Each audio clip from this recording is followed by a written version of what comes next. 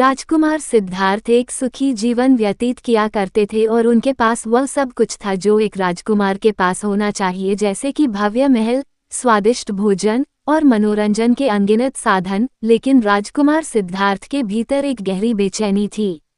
उन्हें दुनिया के दुख, बीमारी, बुढ़ापा और मृत्यु के बारे में जानने की तीव्र इच्छा थी।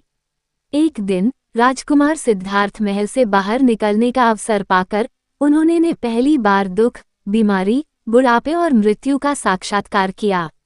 यह उनके लिए एक गहरा सदमा था। उन्होंने महसूस किया कि इन दुखों से कोई भी छूटा नहीं है, चाहे वह राजा हो या प्रजा। इस अनुभव उन्हें दुखी कर दिया और उन्होंने राजपाट त्यागने और इन दुखों का कारण जानने का प्रण लिया।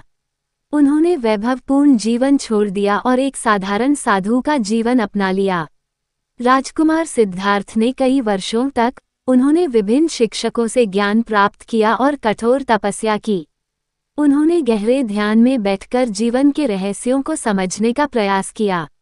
आखिरकार एक रात बोध गया में एक पीपल के पेड़ के नीचे ध्यान करते समय उन्हें ज्ञान की अनुभूति हुई और वह बुद्ध बन गए।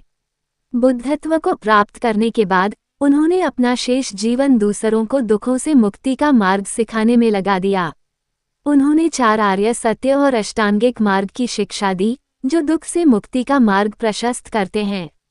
सीख: गौतम बुद्ध की कहानी हमें ये सिखाती है कि सच्ची खुशी भौतिक सुखों में नहीं, बल्कि ज्ञान और करुणा के मार्ग पर चलने में मिलती है।